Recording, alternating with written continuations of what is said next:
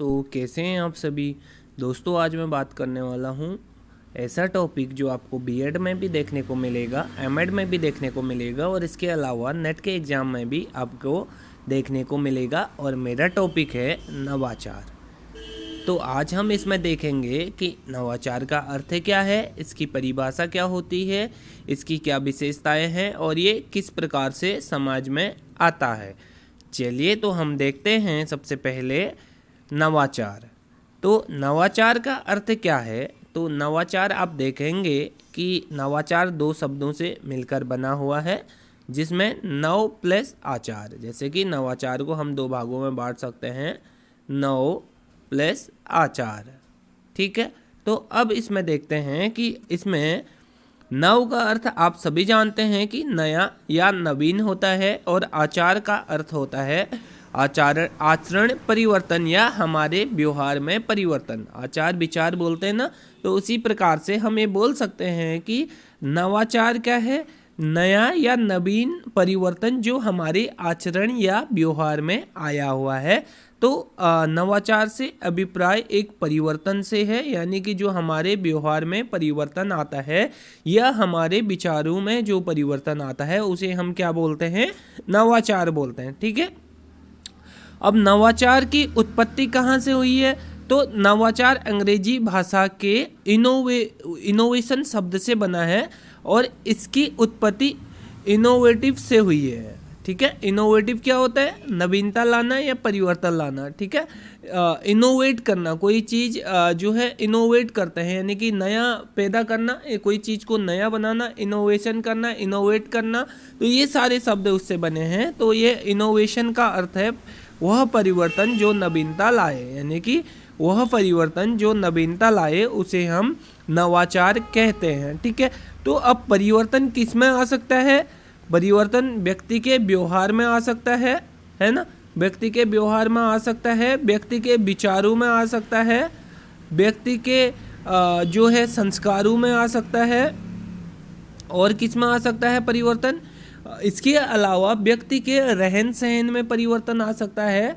इसके अलावा व्यक्ति जिस समाज में निवास करता है उस समाज में जो है परिवर्तन या नवाचार आ सकता है, परिवर्तन आ सकता है। ठीक है, इस प्रकार नवाचार वह परिवर्तन है जो पूर्व में स्थित विधि रीतियों और पदार्थों आदि में नवीनता का संचार करे। तो इस प्रकार से जो हमारा नवाचार या इनोवेशन का अर्थ हो जाता है वह ये हो जाता है कि ऐसी परंपरा या ऐसी विचार जो प्रचलित स्थिति में परिवर्तन या नवीनता लाने का काम करते हैं। जैसे कि हमारा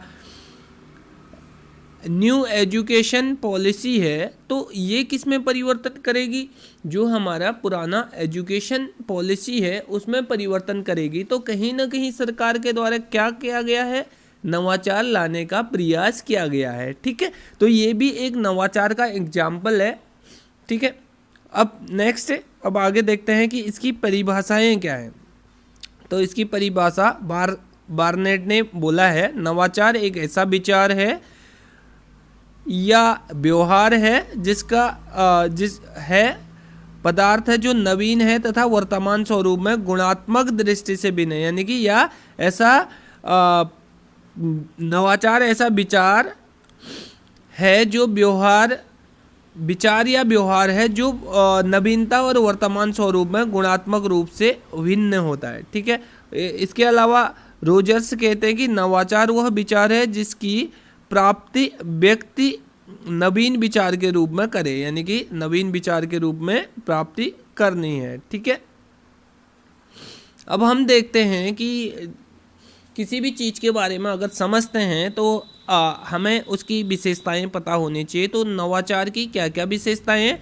नवाचार एक नवीन विचार है जो स्वयं स्फूर्त परिवर्तन न होकर एक सुधारात्मक उद्देश्य की पूर्ति है। ठीक है, एक सुधारात्मक उद्देश्य के साथ नवाचार किया जाता है।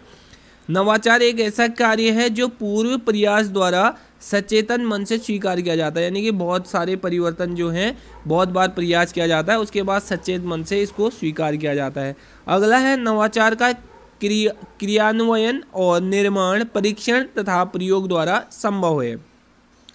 नवाचार को एक आवृत्ति के रूप में और प्रयोग द्वारा द्वारा संभव होता है। यानी कि जब हम क्या करते हैं कि प्रयोग के द्वारा इसको साबित करते हैं कि हाँ ये नवाचार हमारे लिए बेहतर है, तो इसको समझना बहुत ज़्यादा अधिक संभावना हो जाती है कि वो ज़्यादा समझ में आ जाएगा।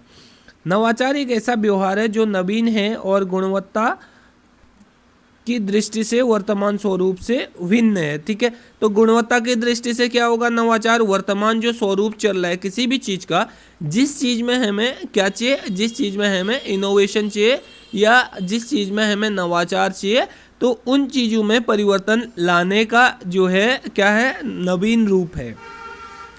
अगला है नवाचार द्वारा वर्तमान परिस्थिति में सुधार लाया जा सकता है। वर्तमान परिस्थिति में नवाचार करके हम सुधार ला सकते हैं। जैसे कि हमारे समाज में बहुत सारे प्रकार की कुरीतियाँ, ठीक है, कुप्रथाएं प्रचलित थी, तो धीरे धीरे हमारे समाज में क्या आया, नवाचार आया, तो उस कारण से वो कुरीतियाँ, कुप्रथाएं खत्म हो चुकी हैं। ठीक है, तो नेक्स्ट है नवाचार का लक्ष्य प्रचलित व्यवस्था में सुधार लाना है ताकि श्रेष्ठ परिणाम प्राप्त हो। ठीक है, यानी कि जो नवाचार है उसका काम क्या है कि जो प्रचलित रूप से व्यवस्थाएं हैं उसमें परिवर्तन लाना। यानी कि कोई व्यवस्था है उस प्रॉपर तरीके से काम नहीं कर पा रही है, तो उसमें किस प्रकार का परिवर्तन लाया जा सकता है और ताकि वो बेहतर तरीके से काम करे। ठीक है, इसके अलावा हम देखते हैं नवाचार क्या होता है। नवाचार विशिष्टता से युक्त होता है। यानी कि नवाचार क्या होता है, विशिष्टता से युक्त, मतलब उसमें कुछ ऐसे विशिष्ट क्वालिटीज होते हैं जिसको हमें इंक्लूड करना होता है जो पुरानी व्यवस्था है उसमें परिवर्तन लाने के लिए।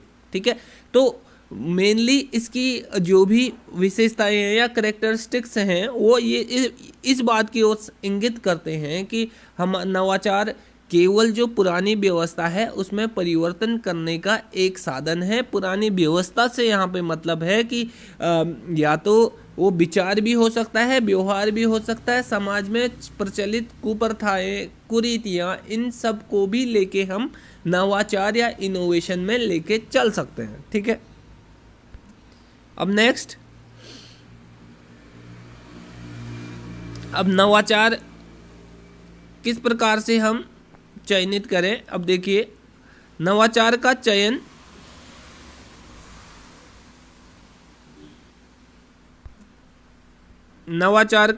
शिक्षा की दृष्टि से प्रधानाचार्य करता है तथा अध्यापक तथा छात्रों द्वारा यह प्राप्त किया जाता है। इसकी प्रभावशीलता संचार के साधनों पर निर्भर करती है।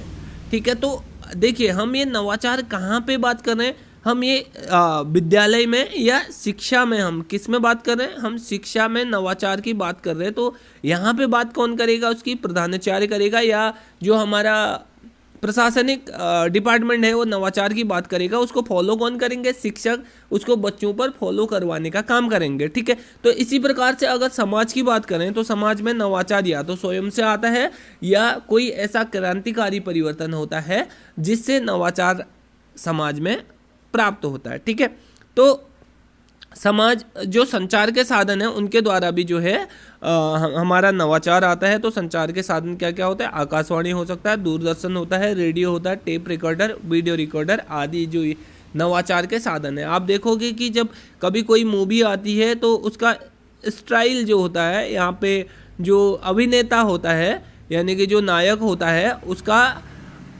स्टाइल सभी लोग कॉपी करने लगते हैं। तो वो क्यों होता है, क्योंकि वो भी कुछ नई चीज़ करता है, तो जिस कारण से लोग उसको फॉलो करते हैं। ठीक है, वो भी कहीं ना कहीं क्या है, नवाचार का उदाहरण है। अब इसके चयन में दो विधियां प्रयुक्त की जाती हैं। तो वो दो विधियां क्या हैं हम देखेंगे। वो दो विधियां यहाँ पे आपको दी हुई हैं। प्रथम विधि है अधिकारी नवाचार चयन विधि और दूसरा है सामूहिक नवाचार चयन विधि। तो अधिकारी से नाम से स्पष्ट है कि विद्यालय में नवाचार कैसे आएगा, विद्यालय या संस्था का अधिकारी क्या करेगा, नवाचार का चयन करता है और शेष अन्य व्यक्ति, अधिकारी आदि उसके निर्णय को स्वीकार करता है। जैसे कि मैंने आपको बताया एनईपी के बारे में बताया, न्यू एजुकेशन पॉलिसी के बारे में बताया कि जो सरकार के द्वारा गठित कमेटी थी उसने अपनी रिपोर्ट सरकार को सौंप दी है और सरकार ने ये आदेश दिया है कि सभी लोग क्या करेंगे, न्यू एजुकेशन पॉलिसी का जो को फॉलो करेंगे। ठीक है, अब नेक्स्ट क्या है, सामूहिक नवाचार चयन विधि। तो इसमें क्या होता है कि संस्था के सभी सदस्य मिलकर आपसी विचार विमर्श के बाद नवाचार का चयन करते हैं। जैसे यदि हम बीएड के स्टूडेंट हैं और हमें कोई काम करना है तो हम सबसे पहले क्या करते हैं, आपस में सलाह मशवरा करते हैं कि हमें कितने रुपए कलेक्ट करने चाहिए, कार्यक्रम को कैसे आगे बढ़ाया जाएगा, कौन इसका संचालन करेगा, कौन जो है अन्य व्यवस्थाएं देखेगा। तो इसके सामूहिक विचार विमर्श होता है। उसके बाद कार्यक्रम को जो है क्रियान्वयन किया जाता है, कार्यक्रम का जो है क्रियान्वयन किया जाता है। तो उसी प्रकार से वो भी क्या है, एक नवाचार का प्रकार है। तो पहले क्या होगा कि सामूहिक बहस होगी या सामूहिक चर्चा होगी, उसके बाद जो निर्णय लिया जाएगा वो क्या कहलाएगा, सामूहिक नवाचार चयन विधि कहलाएगी। ठीक है, अब इसमें पहले से दूसरी विधि अधिक उपयुक्त है क्योंकि इसमें सभी लोग मिलकर निर्णय लेते हैं। क्योंकि हमारा देश क्या है, डेमोक्रेटिक देश है, यानी कि लोकतांत्रिक शासन प्रणाली है। तो हम ये मान सकते हैं कि जहाँ पे किसी भी निर्णय को लेने में ज़्यादा लोग भागीदार रहते हैं वहाँ पे जो है वो निर्णय ज़्यादा बेहतर होता है। ठीक है, अब इसमें व्यक्तिगत विभिन्नता को ध्यान में रखा जाता है और व्यक्ति जल्दी स्वीकार करते हैं जबकि कुछ व्यक्ति देर से स्वीकार करते हैं। ठीक है, तो इसमें क्या रखा जाता है कि सभी लोगों का विचार आता है तो व्यक्तिगत विभिन्नता को भी ध्यान में रखते हैं। जो भी स्वीकार करे उसमें आत्मविश्वास हो, इसका उद्देश्य भी आत्मविश्वास पैदा करना है। तो जो व्यक्ति नवाचार को स्वीकार करता है, नवाचार को अपनाता है, तो उसमें व्यक्ति के अंदर आत्मविश्वास का होना आवश्यक है। अगला देखते हैं, नवाचार के लिए उपयुक्त परिस्थितियों का निर्माण करना। तो नवाचार को ग्रहण करने के लिए किस प्रकार से हम उपयुक्त परिस्थितियों का निर्माण कर सकते हैं। ठीक है, तो नंबर 1 है नवाचार को समझने की समझ प्राप्त करता में होनी चाहिए। यदि कोई नवाचार हम लागे, माना हम कोई ऐसी टेक्नोलॉजी लागे जिसको हमारा समाज समझता ही नहीं है, तो क्या वो उसको एक्सेप्ट करेगा? बिल्कुल नहीं करेगा उसको। ठीक है, तो सबसे पहले हमें क्या करना है, जो प्राप्त करता है, जिसके अंदर हमें नवाचार चाहिए, उसको उसकी समझ को विकसित डेवलप करना है। अगला है ग्रहणकर्ता नवाचार को स्वयं ग्रहण करे ऐसी योजना बनाना आवश्यक है। यदि स्वयं से हम कोई चीज़ करते हैं तो वो बहुत जल्दी और स्थायी रूप से करते हैं। नीतियाँ निर्मित करते समय ग्रहणकर्ता को सहयोगी बनाया जाना चाहिए ताकि उसे अनुभव हो कि वो उसकी निजी परिस्थितियों के अनुकूल है। ठीक है, अगला छोटे छोटे समूह बनाकर नवाचार को व्यापक रूप से स्वीकार किया जाए। छोटे छोटे समूहों को डिवाइड कर दिया जाए और उसके बाद उनको नवाचार अपनाने के लिए बोला जाए। नेक्स्ट है योजना बनाते समय ग्रहणकर्ता से विचार विमर्श किया जाना चाहिए। तो जब जिसके लिए हम योजना बना रहे हैं तो एक बार उससे भी पूछा जाए कि किस प्रकार से नवाचार को समाज में लाया जा सकता है। नेक्स्ट है नवाचार ग्रहण करने के लिए मिलजुल कर कार्य करें और शीघ्र सफलता के लिए 2 या 3 के समूह में विभाजित कर कार्य करना लाभदायक होता है या लाभप्रद होता है। तो हम देखते हैं कि कोई भी कार्य सामूहिक रूप से किया हुआ ज़्यादा सफल होता है, क्योंकि बोलते हैं कि एकता में बल होता है ना, एकता में बल होता है। तो हम लोग क्या करेंगे, छोटे छोटे समूह में डिवाइड होकर नवाचार को अपनाने का प्रयास करेंगे। नवाचार में ग्रहणकर्ता और संवाहकों में परस्पर समझ होनी चाहिए, अर्थात परस्पर अगर अच्छी समझ विकसित होती है तो विचारों के आदान प्रदान में आसानी होती है। ठीक है, तो इसीलिए दोनों का जो निर्माण कर रहा है और जिसके लिए निर्माण किया जा रहा है आपस में उनकी अच्छी समझ होनी चाहिए। तो इस प्रकार से हमारा लगभग नवाचार वाला टॉपिक जो था आपका कवर हो चुका है। इसके अलावा नेक्स्ट टॉपिक पे हम जल्द ही चर्चा करेंगे। धन्यवाद।